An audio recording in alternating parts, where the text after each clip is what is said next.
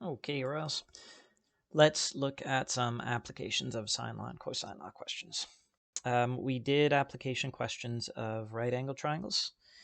In word problems, we want to be pretty confident if there is a right angle or not. In a couple of these questions, there will be some right angles, but we're usually going to need to use the sine law and the cosine law.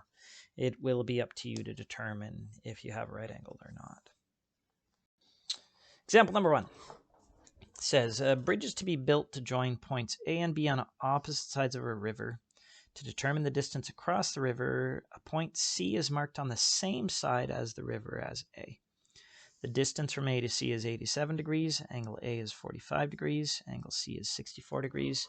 Determine the length of the bridge, include a diagram in your answer. It's kind of helpful to know if you're looking at a top-down view or a side view. I'm feeling like a top view is going to help here. So here's some river. And there's a bridge going across from point A to point B. And then it says to determine the distance across the river at point C, it's marked on the same side as the river. It's not told that the river's bank is perfectly straight. We're not told that this point is exactly next to the river.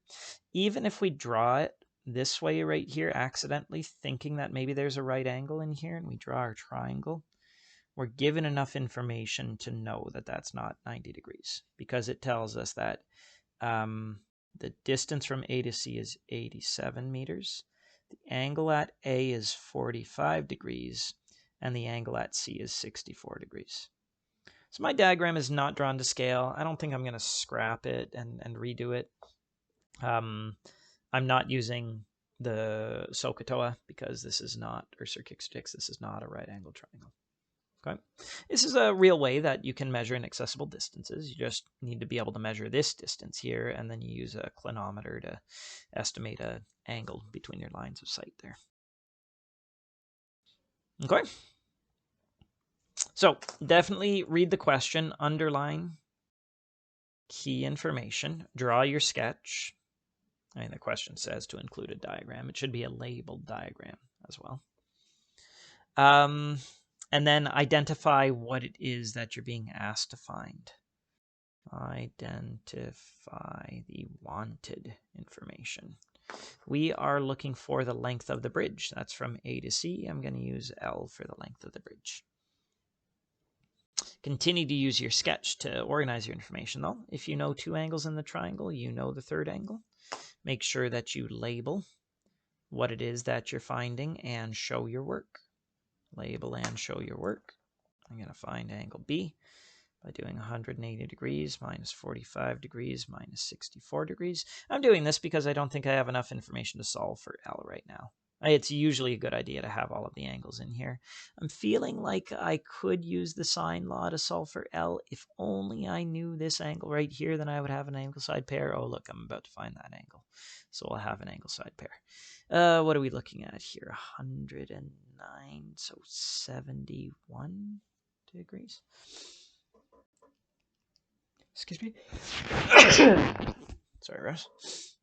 180 degrees minus 45 degrees minus 64 degrees. Yeah, 71 degrees. Add that information to your diagram. If your diagram gets a little bit messy, feel free to change or draw a new diagram. We might want to split it up into different diagrams later. Yeah, let's say this is getting a little crowded here, and maybe I want my diagram to be more to scale. Well, that's still not awesome. 45 degrees, 64 degrees, 71 degrees. There's L. I have an angle side pair. That's 87. Yeah, angle side. Sorry, there's my angle side pair. That's the desired one. You don't need a second diagram, but we'll see how it can be really useful in another example. Analyze which formula you're going to use. You don't need to write out the formula before substituting in, but you should show me the non-rearranged version. I'm going to say L divided by the sine of 64 degrees is going to be 87 divided by the sine of 71 degrees. I don't think we put units in our sine law or cosine law before. Notice that sine of 64 degrees is going to be a unitless ratio. That's a unitless ratio, so when I multiply by meters, I get meters. You don't need to show your units in your work in this course. You don't need to show the multiplication by the sine of 64 degrees on both sides, but if you show it on one side, you need to show it on the other to maintain equilibrium. You don't need to write this down on another step. I think I'm just going to pull out the calculator once and do 87 divided by the sine of 71 multiplied by the sine of 64. I mean, maybe I'll check it a second time just because any typos I could make might be hard to catch. 87 times the sine of 64 divided by the sine of 71. All right. 82.7 meters for a bridge. I don't know. Sounds okay. 71 degrees is a little bit bigger than 64 degrees, so I would expect a bridge length a little bit smaller than 87 meters. And it is. The bridge. Finish with a word sentence. The bridge is about 82.7 meters long. So last pointer, make sure that you have a conclusion with units. If you get an answer that does not make sense, you might have time to try the question a second time. You might want to grab another piece of paper in case if things happen exactly the same, you don't want to spend a lot of time erasing it. If you're short on time, your best bet is to just communicate if the answer doesn't make sense. That shows more understanding than someone who would tell me that the length of the bridge is 0.827 meters and doesn't even think about it. Check for reasonableness. If that's a real word. Okay. Next example is a cool one, as far as trig questions go. It says determine the area of a triangle that has sides measuring 5 centimeters, 9 centimeters, and 12 centimeters. And then we're reminded nicely of what the formula for the area of a triangle is. I don't think you should have to remember. You can draw yourself a rectangle with base times height. You know that your area is base times height. If you have a triangle, then that's half of that. There's the area being 1/2 of base times height. So, little pointer for this question. It does not matter what you use for the base. Any side can be the base. But I think you're going to find it easiest if the longest side is the base. That's going to make sure that the height is inside the triangle. See, if I draw this triangle in a specific way, or if I had a different measure of triangles, it might end up like this. There's 5, there's 9, and then here's 12. The height of this triangle then would be outside of the triangle. And that's just a little icky. So turn this triangle sideways, like that. Make 12 your base, and then your height will be inside the triangle. It's just going to make it a little bit easier to visualize. Okay. Maybe we grab something straight for this one as well. So I'm going to sketch. Let's say that's 12 centimeters. That's 5 centimeters. That's 9 centimeters. 12 centimeters, 5 centimeters, 9 centimeters. Did not spend a lot of time trying to make that to scale. And you're not going to get full marks if you draw it to scale and then you try measuring the height. Okay, you should be calculating these things. I am not sure that there is a 90-degree angle in here, so I cannot use SOHCAHTOA. Not right now, not with these links. 5, 9, and 12 do not make a Pythagorean triplet. 5 squared plus 9 squared. The square root of that is not 12, so I know this isn't a right-angled triangle. Still, I want to make a right-angled triangle because if I'm deciding to make 12 my base, then my height would be right there. And the height has to be perpendicular to the base. It's easier if your longest side is the base, and then let's review that heights are perpendicular to bases. Okay. So here's my strategy. To get the area, I need the base, I need the height. I think I could choose that as the base, but then I need to know the height. To find the height here, I don't think I want to use this scaling triangle. I think I want to use this or this right-angled triangle. Okay, I can do it either way, but I don't need to do both. let's say we focus right here. And this is where drawing another diagram. Try maybe separating or cutting. Separate your diagram to focus on mathematics that you can perform. How are we going to find that height? Well, it would be a right angle triangle, which would make things easier. And I'd have 5 centimeters right there, but I don't know, I don't know that that's split in half. That's not 6. It doesn't look like it's split in half. No, it would be nice if I had this angle. Then I would be able to use SOHCAHTOA to find that height. Let's go back up here and put that angle in that diagram and recognize that we have 3 sides of a triangle, which means we're equipped to use the cosine law to solve for this angle. Okay.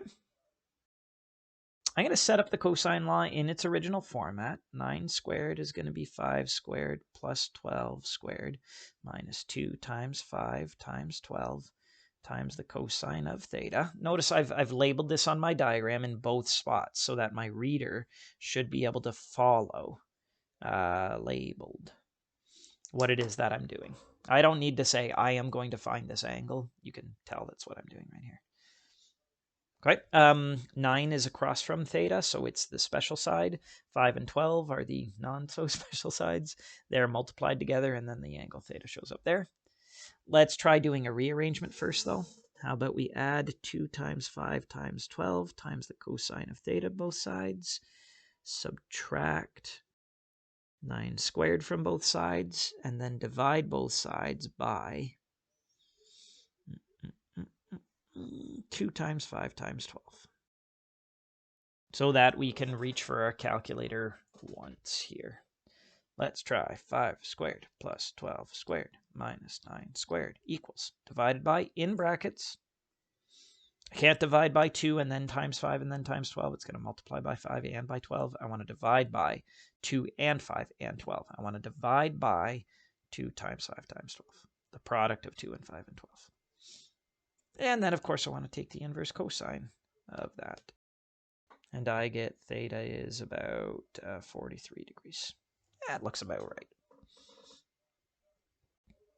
Into this triangle right here, we now know this is 43 degrees. This is 5 centimeters. And that's my height that I need to find the area. So right after this triangle, I'm going to show my reader I can use SOHCAHTOA right now. I can say that the sine of 43 degrees is going to be the ratio of h to 5. And I'm still on track. I'm not going to stress over, oh, I don't know how to find that height. I look at other things that I can find. It's a multi-step problem. Multiply both sides by 5. We do 5 times the sine of 43 degrees. And we get a height of about 3.4 centimeters. Again, that seems, I don't know, it's definitely smaller than 5. It seems like it's okay. And finally, we get back to what it is that we were trying to find. We knew our base, we found our angle, we found our height. Now we know our base and our height. We know the formula. Our area of this triangle is going to be 1/2 of the base that I decided was 12, and the height, 3.4 roughly. So that's going to be about 1 divided by 2 times 12 times 3.4, about 20.4. And we'll get the units in our conclusion. Now, if you want, you can try this question treating 9 as the base or treating 5 as the base. It's going to be harder. It should get you the same answer, though. Let's say the area is about 20.4. These units are in centimeters, but area is in square centimeters because that's centimeters and that's centimeters, and centimeters times centimeters is centimeters squared or square centimeters. Okay. The preamble of this lesson warns us that we need to watch out for the cast rule in the sine law ambiguous case. We haven't used the sine law to solve for an angle yet in this lesson, so our warning bells wouldn't have been going off. What we need to be careful about demonstrated in the next example, is that sometimes there's more than one answer, even without the ambiguous case of the sine law. Kind of spoiled it just then, didn't I? Okay, there's some wording that should be mentioned here that's just kind of confusing. It says that two observers, Ashley, Brian, they spot a helicopter at angles of elevation of 44 degrees and 66 degrees. What we need to mention is that A, B, and the helicopter are in the same plane. Talking about helicopters and planes is going to be confusing enough. What this means is, let me just find a plane surface here. Well, really, the surface of your page is your plane surface. Where it's not going to be, I don't know if I can make a 3D projection for you. It's not going to be Ashley here, Brian here, and then the helicopter floating up somewhere in between them, kind of thing. Okay, they're all lined up from a side view. That's going to be hard to communicate in a question. But it says they spot a helicopter at angles of elevation of 44 degrees and 66 degrees, respectively. That means Ashley's is 44 and Brian's is 66. The other problem with the wording here is Ashley is located 15 kilometers from the point below the helicopter. We should be able to find the horizontal distance between Brian and Ashley. There might be. I think the wording on here is also problematic. Maybe we would include find the possible horizontal distances as a bit of a prompt that there is more than one solution. The reason why there's more than one solution is, even if we're told that Ashley, Brian, and the helicopter are lined up in a plane, what we don't know is if Ashley and Brian are on the same side or different sides. Ashley doesn't need to look up as much, so she's further away. Brian needs to look up more, so he's closer. That's one possibility. The other possibility is perhaps the helicopter is right here. Ashley is further back. She only looks up 44 degrees. Brian is closer. He needs to look up 66 degrees. Right there. So here is AB1, and here is AB2. Okay. I have a feeling we're going to be using the sine law for a side here, or maybe just SOHCAHTOA. But yeah, even though we're not using the sine law for an angle, there are still more than one possible solution, or there is still more than one possible solution. So draw your diagrams, label the known information. Ashley is located 15 kilometers from the point. So this is the problem. Ashley isn't 15 kilometers from the helicopter because the helicopter has some elevation. She's actually further from it. But like, say she's 15 kilometers away from its shadow. Or in this case, that right there is 15 kilometers.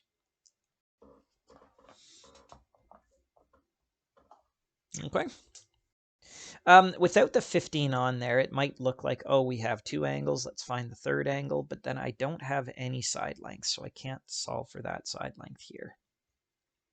I think what we're going to do here is like what we did in the previous example and cut this diagram. Maybe we put G to represent the point on the ground below the helicopter, and then our reader will figure out what portion of this new triangle we're drawing. So in this situation, I know that's 15 kilometers, and this is 44 degrees. To get the distance in between the two people, I feel like if I could find one side length out here, then I'd be able to find the other. I was originally leaning towards finding AH and then using the sine law. But I think if I find HG, if I find the height of the helicopter, I should be able to use that in all of these situations and then just do some right angle trig. So yeah, in this triangle right here, I think I'm just going to label this HG. It could be either one from either one of these diagrams. Let's see here. We would have a tangent ratio, right? Tangent of 44 degrees is going to be HG divided by 15, or HG is going to be 15 times the tangent of 44 degrees.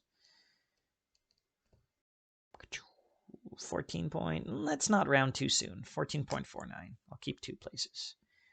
HG is about 14.49. I don't know a lot about helicopter flight. That seems pretty high for a helicopter, but maybe the author of the question didn't know that much either. Okay, let's put that in here, 14.49, and right there, 14.49. What I want to illustrate here, I think my strategy to this question is to figure out how far apart they are. If I could just find GB, then I would know how far apart they are. I would do 15 plus GB. Notice, though, that GB is exactly the same as over here because I have an angle of 66 degrees across from 14.49. The triangles are reversed, but the numbers are going to be the same. In this question, I'm just going to have to do 15 minus GB or BG. And I'll split it up. So now I have my strategy for how I'm going to solve this problem. I'm not just stumbling in and trying to calculate everything that I can. I have some sort of strategy. So yeah, in either one of these triangles, let's draw this one right here, HGB. I mean, you could draw both of them if you need me to convince you. 66 degrees, 14.49. You see how you have 66 degrees across from there is 14.49, and we're going to be looking for the side length BG in both cases. Looks like another tangent ratio. Tangent of 66 degrees is going to be 14.49 divided by GB. But oh no, our unknown's in the denominator. No big deal. We can multiply both sides by GB, divide both sides by tan 66, or we reciprocate both sides. Just make sure you reciprocate the tangent of 66 degrees. Drawing a 1 underneath can be very valuable so that you don't forget to reciprocate. Multiply both sides by 14.49, and you'll get the formula that we would have gotten if we say multiply by GB divided by tan 66. You'll have 14.49 in the numerator, tangent of 66 degrees in the denominator. There, I'll just swing up here so that we can keep the diagrams up there. GB is going to be about, let's see, 14.49 divided by the tangent of 66, 6.45 kilometers. Okay. So the horizontal distance between Brian and Ashley is either going to be, in situation 1, let's say the distance between Ashley and Brian 1 is going to be, on my diagram, I see 15 plus that distance, about 15 plus 6.45. It's going to be about, and now I can round to the nearest tenth, what's that, 21.5-ish kilometers? I'll leave the units for the conclusion. Second possibility, though, on this diagram, from there to there is 15, and then I want to go back 6.45. 6.45. 15 minus. So it's actually kind of 15 plus or minus 6.45. Very much like a quadratic. What's that? 8.55? Yeah, or we'll round it off to about 8.6, I guess. Right. As a conclusion, they are about 21.5 kilometers or 8.6 kilometers apart. Okay. I wouldn't worry too much about the specific wording. I think you'll find that the wording in your textbook is a little better, or maybe they've given you diagrams. Spotting a second solution could just mean the difference between a level 4 and a level 3. You'd get plenty of marks for finding one solution to a question like this. Try it out.